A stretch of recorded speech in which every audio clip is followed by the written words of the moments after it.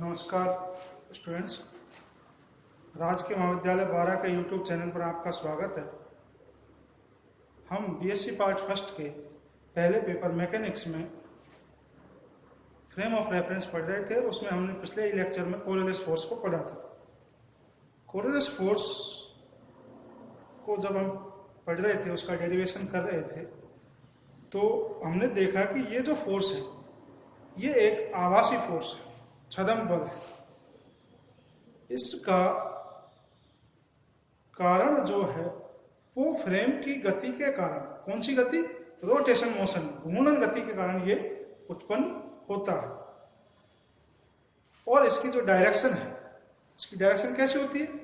जिस डायरेक्शन में वो रोटेशन हो रही है या मोशन हो रही है, फ्रेम गति कर रहा है, उसके अपोजिट डायरेक्शन में होती है। और अब हम आज के लेक्चर में इसका जो एग्जाम्पल्स है उनके बारे में पढ़ेंगे। अब इसका सबसे आसान और सिंपल एग्जाम्पल है पृथ्वी की गति।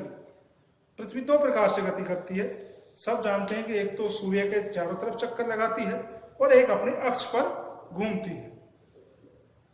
और जब पृथ्वी सूर्य के चारों ओर जो चक्कर लगाती है, उसका वेग जो सूर्य के चारों जो चक्कर लगाती है, उसका वेग अपने अक्ष पर जो वेग है उससे बहुत कम होता है। तो उसका प्रभाव कैसा आता है? कम आता है। यानी पृथ्वी के वृत्ताकार जो गति है उसका प्रभाव बहुत कम आता है। उसको हम नगण्य मान सकते हैं कि अपनी गणनाओं में उसका इतना इम्पैक्ट नहीं आता है। लेकिन जो घूर्णन गति है, अक्ष पर जो घूर्णन गति है, उसका प्रभाव के कारण कोरिलेस फोर्स उत्पन्न होता है। उसके हम दैनिक जीवन में उसके एग्जाम्पल्स देखते हैं। और आपने सुना होगा कि चक्रवात आना, चक्रवात की दिशा का तय होना सिर्फ कोरिलेस फोर्स पे डिपेंड करता है। और किसी पत्थर को हम मान लो पृथ्वी से ऊपर की तरफ फेंकें, तो उसका जो पथ का निर्धारण है, उस निर्धारण में इस कोरिलेस फोर्स का बहुत प्रभाव आता है कि कैसे, कौन से पथ में गति करेगा पत्थर या कोई भी पार्टिकल। वो कोरिलेस फोर्स की गणनाओं में हम आगे देखेंगे। तो आज हम पृथ्वी की घूर्णन गति के कारण कोरिलेस फोर्स के प्रभाव के बारे में अध्ययन करेंगे। तो मोशन रिलेटिव टू अर्थ। अर्थ हम जानते हैं कि अपने अक्ष पर घूर्णन कर रही है। मान लीजिए कि यह एक पृथ्वी है, ठीक है, ये इसका सेंटर है। तो सेंटर से जो अक्ष निकलता है उसे हम 0 डिग्री अक्षांश कहते हैं, ठीक है। अब ये जो पृथ्वी है, ये अपने अक्ष पर, ये इसका अक्ष है और ये अक्ष पर ये इस प्रकार से ओमेगा कोणीय वेग से गति कर रही है। कितना है? ओमेगा कोणीय वेग। अब ये एक रोटेशन लगाने में, अपने अक्ष पर एक चक्कर लगाने में कितना समय लेती है? 24 घंटे। तो पृथ्वी अपने अक्ष पर घूर्णन करने का आवर्त काल, इसे हम टी कहें तो कितना है? 24 घंटे। यानी कि 24 गुणा 60, 60 मिनट, घंटे का 1 मिनट,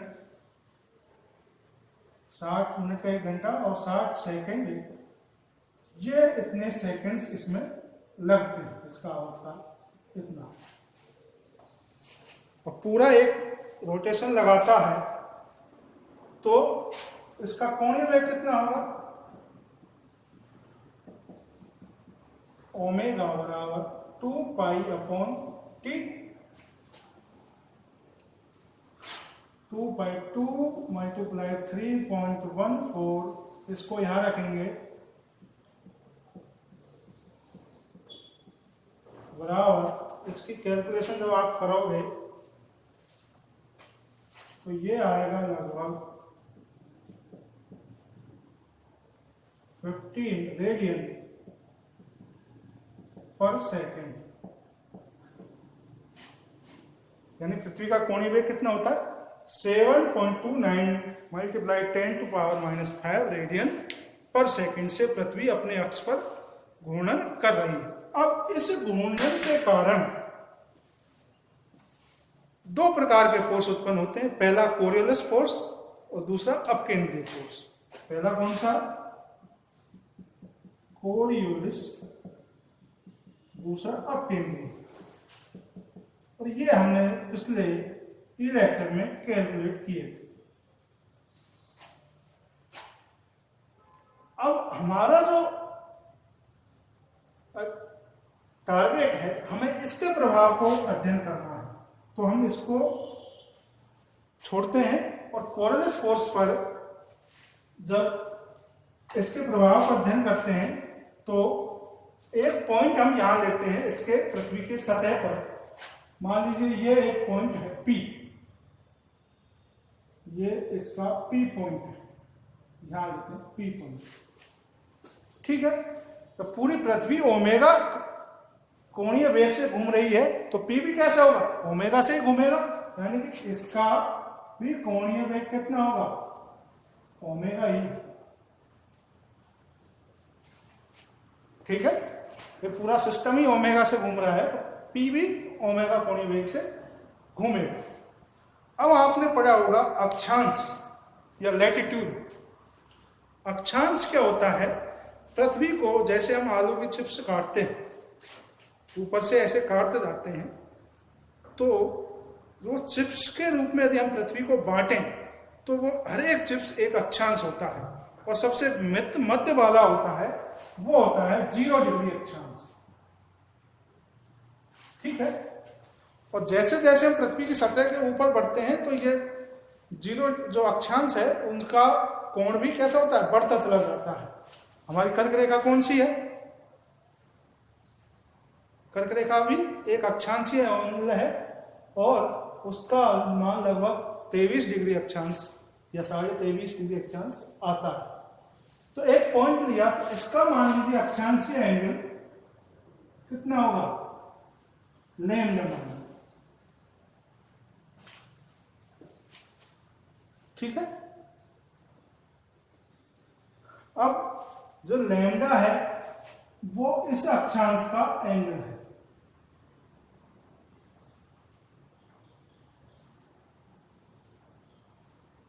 तो ये एंगल कितना होगा? लैम्डा होगा।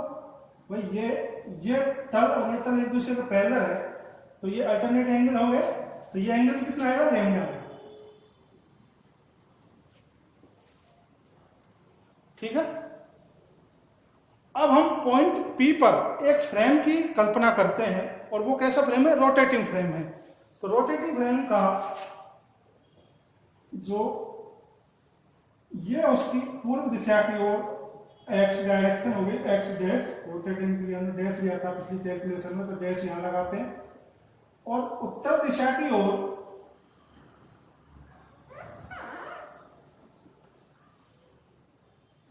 ये हो गई वाई डैश डायरेक्शन, और पृथ्वी के तल के परपेंडिकुलर, पृथ्वी के तल के परपेंडिकुलर जो है वो हो गई Z direction, Z dash direction. ठीक है, अब ये एंगल और ये एंगल कितने हैं? 90 के हैं। पृथ्वी के तल से ये वाई डैश का डायरेक्शन कितना है? एंगल, ये तो ये हो गया फिर 90 माइनस लैम्डा।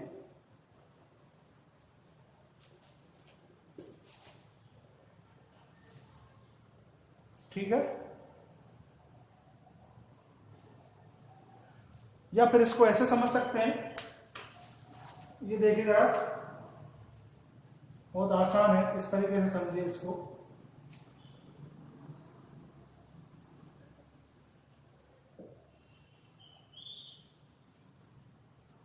ये आपके समझ में आ गया ये लैम्डा कैसे आया?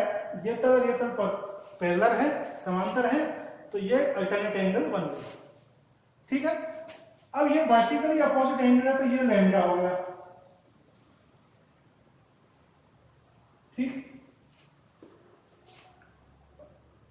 और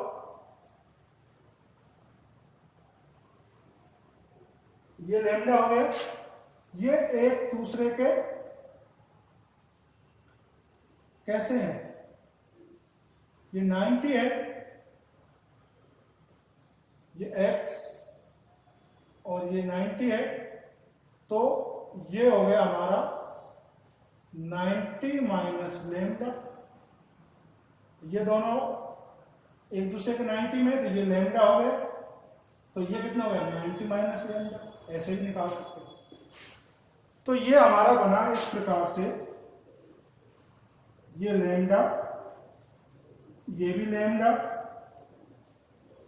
ये z डायरेक्शन z डैश, ये x डैश, ये y डैश और ये ओमेगा। तो ये 90 माइनस लैम्डा, ये लैम्डा, ये 90 माइनस लैम्डा और फिर ये लैम्डा। ठीक है, अब हम यहां से ओमेगा के z डायरेक्शन में कंपोनेंट निकालते हैं तथा z डैश सॉरी और y डैश डायरेक्शन में इसके कंपोनेंट निकालते हैं। तो कोणीय वेग ओमेगा का y डैश दिशा में भाग कितना आएगा, कंपोनेंट कितना आएगा, ओमेगा कोस लैम्डा। कैसे आया, आप इसको देखिए, इसमें यहां से कोई वो डाल लीजिए लंब, तो ये 90 का हो गया, ये एंगल हमारा 90 माइनस ये P बिंदु है, तो आप P इसको दे दीजिए A और ये B, तो ये एंगल बना हमारा P A B, ये 90 माइनस लैम्डा। तो अब इस ट्रायंगल से आप निकालोगे, ये ओमेगा है। ठीक है, तो ये हमारा z डैश है, ये y डैश। तो y डैश दिशा में कंपोनेंट ओमेगा y तथा z डैश दिशा में भाग ओमेगा z बराबर ओमेगा साइन लैम्डा। आप इससे निकाल के देखिएगा तो निकलेगा। जैसे एक मैं निकाल देता हूं, हमें ये चाहिए y डैश चाहिए, तो साइन 90 माइनस लैम्डा बराबर y dash upon omega. y dash दिशा में कंपोनेंट को क्या मान सकते हैं, ओमेगा जेड या ओमेगा वाई।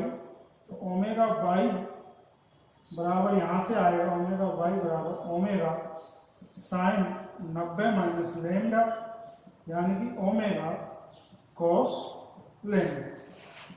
ठीक है, तो इस प्रकार से आप दोनों इसमें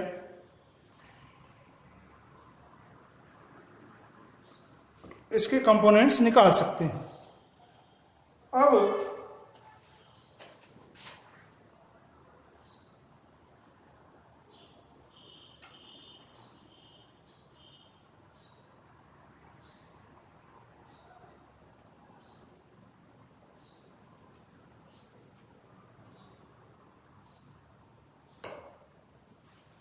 जो इसका x डायरेक्शन क्या कंपोनेंट है, x डायरेक्शन में इसका कोई कंपोनेंट है, x एक क्षैतिज है, जबकि इसकी जो रोटेशन की मेथड वो है कैसी है, इनके परपेंडिकुलर है। तो इसके जो x ओमेगा x है वो 0 है, क्योंकि उस डायरेक्शन में इसका मोशन है ही नहीं। अब तो ओमेगा क्या बन के आया, तो ओमेगा बराबर z dash omega cos lambda plus k dash omega sign लेंगे। ये क्वेश्चन नंबर 2।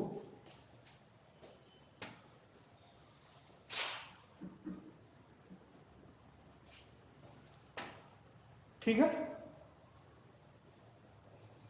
ये हमारा कोणीय वेग का जो वेक्टर है वो आया। कोणीय वेग का क्या सदिश निकल गया? J dash cos omega lambda plus k dash omega sine lambda. अब इसके द्वारा हम ये देखते हैं कि अब इसका क्या प्रभाव आता है। ठीक है, तो आपको ये फॉर्मूला हमेशा याद रखना है। कोलेरस फोर्स की जो भी प्रॉब्लम्स आएगी तो आपको इसको याद रखना है। तो अब इसके हम प्रभाव को देखते हैं, पृथ्वी की गति के कारण प्रभाव को देखते हैं। तो ये फॉर्म आप इसका स्क्रीनशॉट ले लीजिए। इसमें ये थोड़ा समझने वाली बात है, तो आप इसको ध्यान रखें। और अब इसकी कई कंडीशंस में क्या क्या प्रभाव पड़ेगा, वो कंडीशंस के हिसाब से हम कैलकुलेशन देखेंगे। तो ओमेगा का जो मान आया, ओमेगा वेक्टर बराबर j dash omega cos lambda plus k cap dash omega sine lambda. ये क्वेश्चन नंबर हमारा 2 है।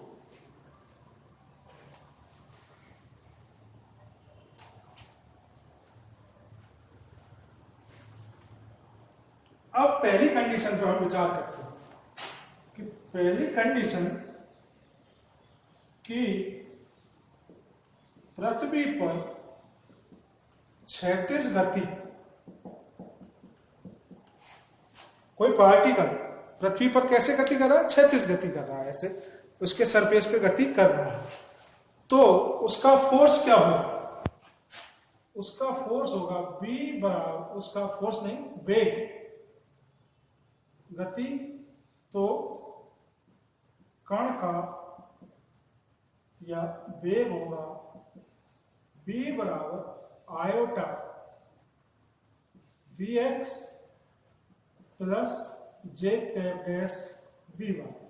क्षैतिज पे है तो जेड जो कंपोनेंट है वो उसका क्या हो जाएगा? 0 हो जाएगा। मतलब पृथ्वी के तल पर गति कर रहा है तो जेड डायरेक्शन में उसका कंपोनेंट क्या आएगा? 0 आएगा। अब कोरियोलिस फोर्स का फॉर्मूला क्या होता है? कोरियोलिस बल बराबर 2m omega vector multiply B dash vector.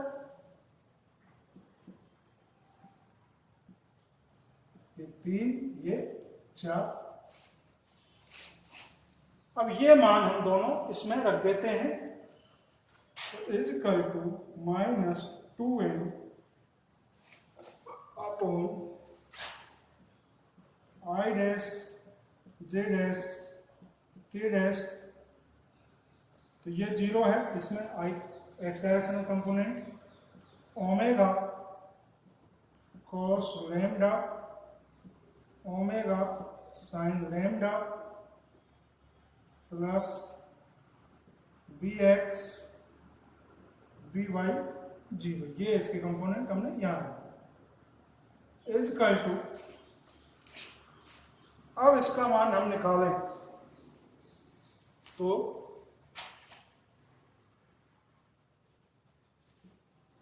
Iota I dash is equal to, ये 0 हो गया तो ये आया माइनस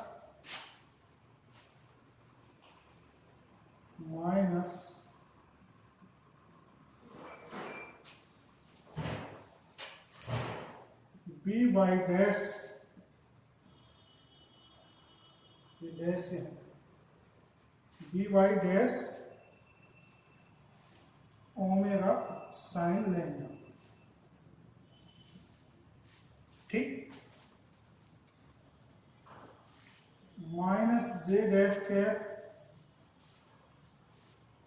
ये कॉलम और ये रो छोड़ेंगे तो 0 मल्टीप्लाई 0, तो ये minus b x dash omega sign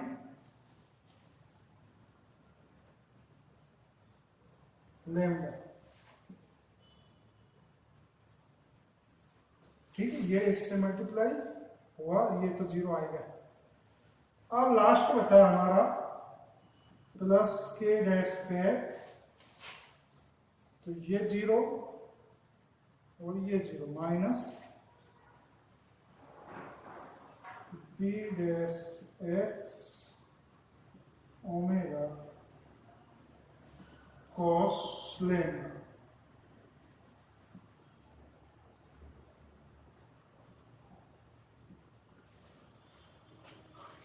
तो अब हमारे सामने माइनस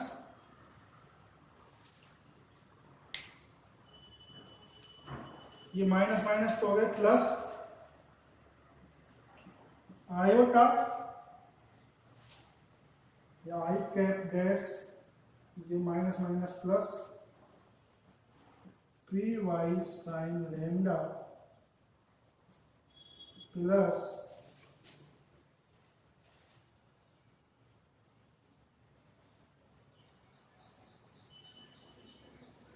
ये माइनस को अंदर ले लिया ना, तो ये माइनस हट गया, कैलकुलेशन देख लेना आप एक बार, प्लस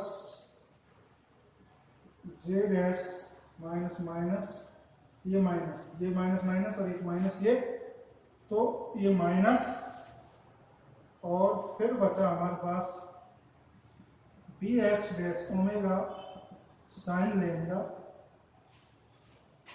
और फिर ये माइनस, तो minus k dash minus minus, ये माइनस, तो ये plus b x omega cos lambda. ठीक है, तो अब हमारे पास जो कोरिलेस फोर्स आया वो उसके तीनों कंपोनेंट्स आते हैं, आई डायरेक्शन, जे डायरेक्शन और के डायरेक्शन।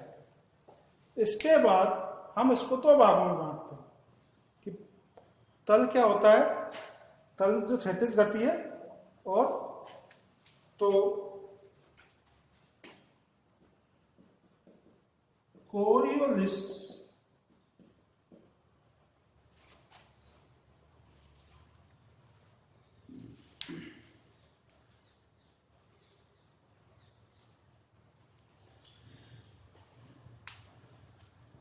बल का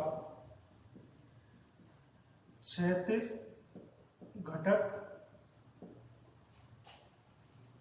घटक आया एफ सी एक्स बराबर, क्षैतिज में कौन कौन से आ रहे, आई और जे, तो आई और j 2m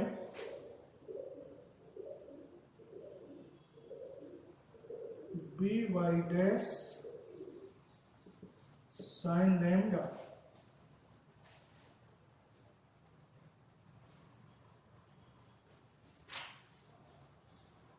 iota dash b y minus j dash p x dash omega sine lambda, ये इसका क्षैतिज घटक है ये वाला। और इसमें से हम क्या क्या कॉमन ले सकते हैं, तो 2m क्या कॉमन आया है, साइन लैम्डा कॉमन आया है, sine lambda iota B by dash, ये इक्वेशन नंबर 5। तो इसका ये क्षैतिज घटक आता है। ठीक है, और जो ऊर्ध्वाधर घटक है, ऊर्ध्वाधर घटक ये इसका ऊर्ध्वाधर घटक है, तो एफ सी जेड बराबर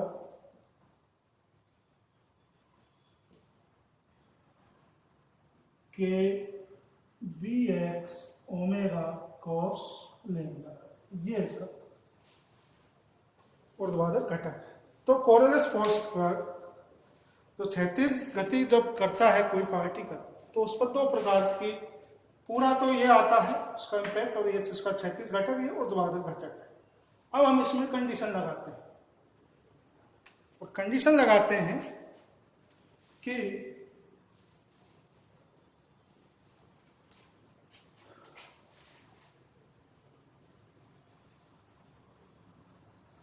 पहली कंडीशन लगाते हैं कि नंबर 1,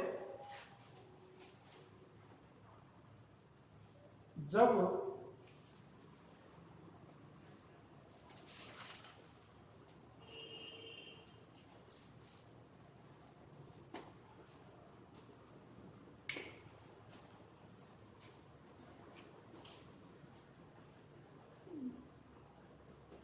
समीकरण, जब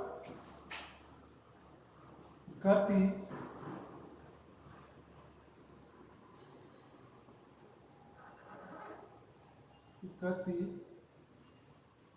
कैसे हो, दाएं से बाएं हो, यानी कि ये पृथ्वी है और ये यहां से इस तरह से हो, तो इसे कहेंगे बाएं से दाएं।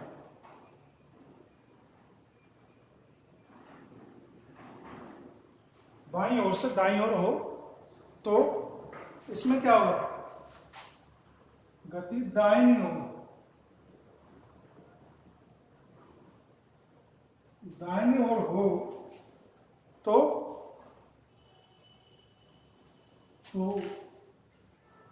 B by dash component, B by dash component क्या हो जाएगा, 0 हो जाएगा। तो ये 0 होगा तो क्या बचेगा, तो F C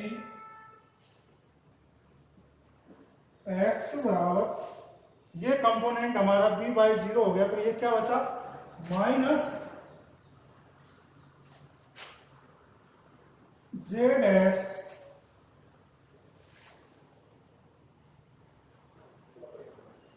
B x dash 2m sine lambda. अब आप इसका मीनिंग समझिए, ये x है, इसमें b बाई डैश 0 हो गया, तो ये टर्म हो गए 0, तो शेष क्या बचा, minus j dash b x plus 2 sine lambda. ये हमारे पास, अब यहां से हमें पता चलेगा कि कोरियलिस फोर्स का क्या प्रभाव होता है। अब देखिए जरा,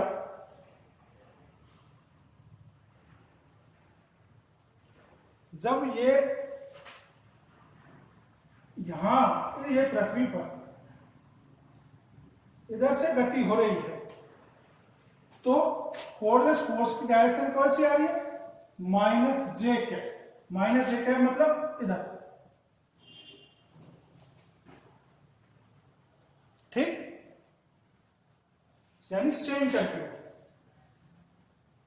इधर, यानी कोई भी नदी इधर ऐसे बह रही है, इस तरीके से बह रही है पानी, तो कोरियलिस फोर्स कहां लगेगा, इस पर, इस वाले किनारे पर लगेगा, और इसके कारण ही इसका ये वाला किनारा में ज्यादा कटाव उत्पन्न होता है। आगे बात समझ में। और ये कौन सा गोलार्ध है, उत्तरी गोलार्ध, ये दक्षिणी, दक्षिणी में किधर लगेगा, इधर लगेगा, ठीक, समझ रहे हो। एक बार फिर से समझाते हैं कि भाई कोई भी कण क्षैतिज गति जब करता है तो उस पर ये कोरियलिस फोर्स लगता है, और उसकी जो डायरेक्शन है वो है माइनस जे के, अमाउंट चाहे कुछ भी हो, दिशा उसकी माइनस जे के। ये पृथ्वी है, ये इसका सेंटर है, अब एक नदी यहां पर बह रही है, तो इस पर लगने वाला कोऑर्डिनेट फोर्स का डायरेक्शन कैसी होगी, ये होगी। तो इस फोर्स के कारण ये वाला जो सिरा है इस पर ज्यादा कटाव उत्पन्न होगा, यानी कि कौन से बड़े सिरे पर, दाहिने सिरे।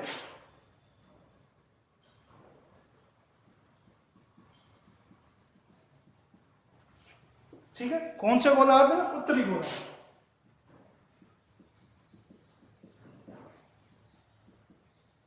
अब दक्षिणी के बारे में देखते हैं। मान लीजिए इधर से नदी बह रही है, तो इसके लिए माइनस डी डायरेक्शन कैसी होगी, इधर होगी। तो इसमें कौन से पर ज्यादा कटाव उत्पन्न होगा, इस वाले सिरे पर ज्यादा कटाव होने, यानी बाईं ओर।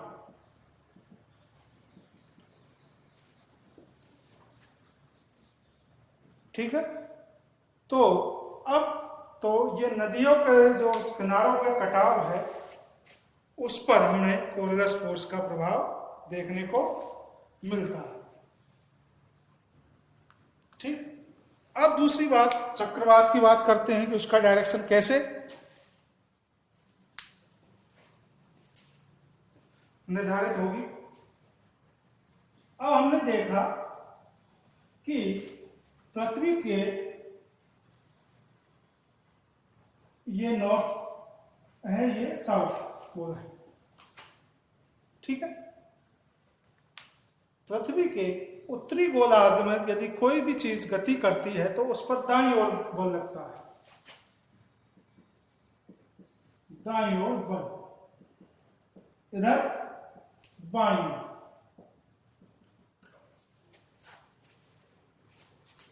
और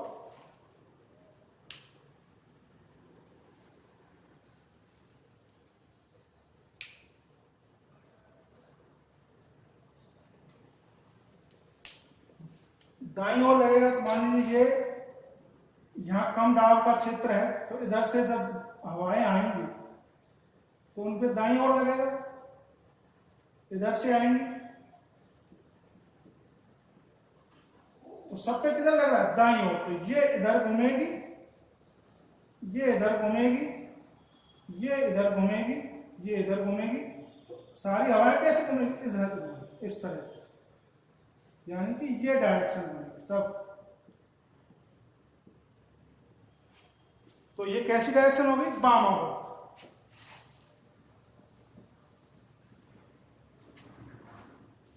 ठीक है, तो और दक्षिणी गोलार्ध में बाईं ओर लगता है, तो उसमें किस प्रकार से बनेगा, मान लीजिए ये हवा यहां से गई, तो इस पर फोर्स लगेगा इस तरह, और इधर से आई तो उस पर लगेगा इस तरह। तो इस तरह से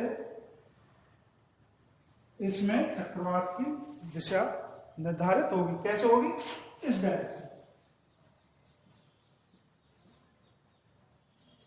और यहां पर कैसे होगी, इस डायरेक्शन।